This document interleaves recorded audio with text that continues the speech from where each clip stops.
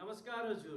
कुनै समयको बलिष्ठ कण्ठ कार्बी आङ्लोङ जिल्ला समिति गोर्खा छात्र सङ्घको फाउन्डर भाइस प्रेसिडेन्ट अर्थात् जिल्ला समिति फर्मेसन गर्ने उहाँ एकजना महान व्यक्ति हुनुहुन्थ्यो भने साथैमा असमिया गोर्खालाई ओरिजिन इन्हेबिटेन्टमा अन्तर्भुक्त गर्नुपर्छ भन्ने त्यो विशाल पदयात्रा आसामको जुनाई प्राङ्गणबाट सुरु भएर गुवाहाटी राजधानीमा समाप्त भएको थियो।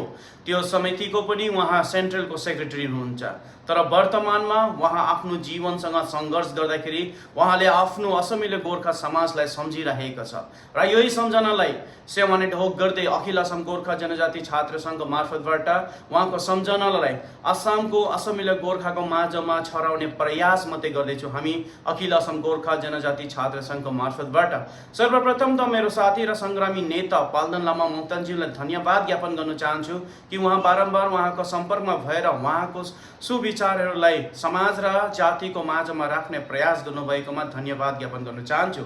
अखिल असम गोर्खा जनजाति छात्र सङ्घको मार्फतबाट सम्पूर्ण असमिया गोर्खालाई अनुरोध गर्न चाहन्छु। मैले यस भिडियो मार्फतबाट हाम्रो सङ्ग्रामी नेता र हाम्रो सङ्ग्रामी दाजु जसले आफ्नो जीवनको करिबन 22 सालभन्दा बढी समाज र जाति र सङ्गठनको निम्ति कुर्बान गरेको थियो भने उहाँले आफ्नो व्यक्तिगत जीवनको लागि केही पनि गरेन, अर्थात् जाति र समाज नै उहाँको लागि सर्वप्रथम मर्यादा राखेको थियो। तर आज उहाँ क्यान्सरको रोगमा पीडित भइरहेको छ। उहाँले सक्दो समय चेन्नईमा पनि उपचारको निम्ति बिताउनु भयो, तर कुनै पनि प्रकारको प्रगति नदेख्दाखेरि उहाँ फाइनेन्सियली अलिकति कमजोर हुनेले गर्दाखेरि तपाईँको आजको तारिकमा गुवाहाटीमा उहाँ क्यान्सरसँग लडिरहेको छ। र उहाँको यस दुःखो घडीमा अखिल असम गोर्खा जनजाति छात्र सङ्घ मात्रै होइन सम्पूर्ण असमिया गोर्खा सङ्गठनलाई अनुरोध गर्न चाहन्छु उहाँको सङ्घर्ष र जाति र समाजका प्रति दिएको उहाँले बलिष्ठ बलिदानको निम्ति तपाईँ सबैजनाले अगाडि आउनैपर्छ भन्ने मेरो ठुलो निवेदन छ। अर्थात् 44 इयर्सको उमेरमा आजको तारिकमा उहाँको 44 मात्रै आयु भएको छ, तर जीवनको सङ्घर्षमा नदेखिएको एउटा घाउ उहाँको शरीरमा देखियो जसलाई हामीले क्यान्सर भन्दछौँ। र सक्दो परिवारले र आफन्तले उहाँको उपचारको निम्ति फाइनेन्सियली सपोर्ट गरि नै रहेको छ। चेन्नई जस्तो ठुलो हस्पिटल र ठुलो सहरमा पनि उहाँको उपचार भयो, तर आज अलिकति आर्थिक अवस्था दुर्बलताले हुनेले गर्दाखेरि तपाईँ हामी सबैजनाले के एउटा सानो हात अगाडि बढाउन सक्छु क्या भन्ने मार्फत यस भिडियो मार्फतबाट सम्पूर्ण असमिया गोर्खालाई अनुरोध गर्न चाहन्छु।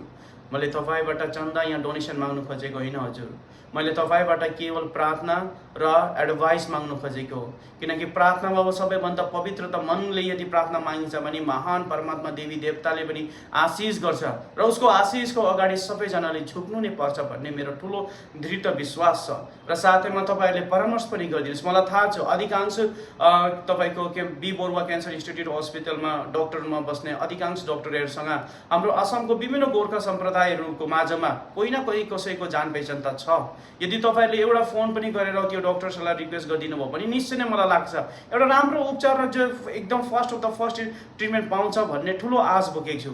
त्यसले गर्दाखेरि मैले आफ्नो यस भिडियोको अन्तिममा उहाँको क्युआर कोड र साथमा पिङ्कु थापा मगरजीको पनि कन्ट्याक्ट नम्बर स्क्रोलमा दिएको छु। एकचोटि प्लिज अनुरोध गर्न चाहन्छु अखिल असम गोर्खा छात्र सङ्घको केन्द्रीय समितिलाई पनि अनुरोध गर्न चाहन्छु, कार्बी आङ्लोङको गोर्खा छात्र सङ्घ समितिलाई पनि अनुरोध गर्न चाहन्छु, कार्बी आङ्लोङको असम गोर्खा सम्मेलनलाई पनि अनुरोध गर्न चाहन्छु र केन्द्रीय समितिलाई पनि अनुरोध गर्न चाहन्छु र हर्क बहादुर छेत्री ज्यूलाई पनि अनुरोध गर्न चाहन्छु एकचोटि यस नम्बरमा फोन गरेर त्यो भाइलाई प्रार्थना र उपदेश र साथैमा केही तपाईँले गर्नु सक्छ भने तपाईँले आर्थिक सहयोग पनि गरिदिनुहोस् भन्ने यस भिडियो मार्फतबाट तपाईँ सम्पूर्ण गोर्खा परिवारलाई विशेष गरेर टोकेको सङ्गठनहरूलाई आफ्नो दायित्व निभाउनुहोस् र कुनै पनि कार्यकर्ता प्राक्तन भए तापनि ऊ सधैँ नै हाम्रो कार्यकर्ता हो भन्ने सन्देश असमको युवा जमातको माझमा जाओस् भन्ने तपाईँहरूलाई म बिन्ती अनुरोध गर्न चाहन्छु।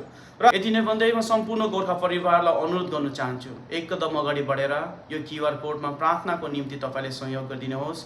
एक कदम अगाडि बढेर यो पिङ्कु थापाज्यूको फोन नम्बरमा कन्ट्याक्ट गरेर उहाँलाई सल्लाह परामर्श गरिदिनुहोस्। एक कदम अगाडि बढेर अखिल असम मगर सङ्घलाई पनि अनुरोध गर्न चाहन्छु तपाईँ पनि एकचोटि आफ्नो जातिको छराको निम्ति अगाडि बढेर सहयोग गरिदिनुहोस् भन्ने ठुलो आश बोक्दै सम्पूर्ण गोर्खा परिवारलाई चाहन्छु अखिल असम गोर्खाको प्रार्थनाको खाँचो छ, एकचोटि अगाडि बढेर प्रार्थना गरिदिनुहोस् भन्ने ठुलो निम्तो छ। धन्यवाद।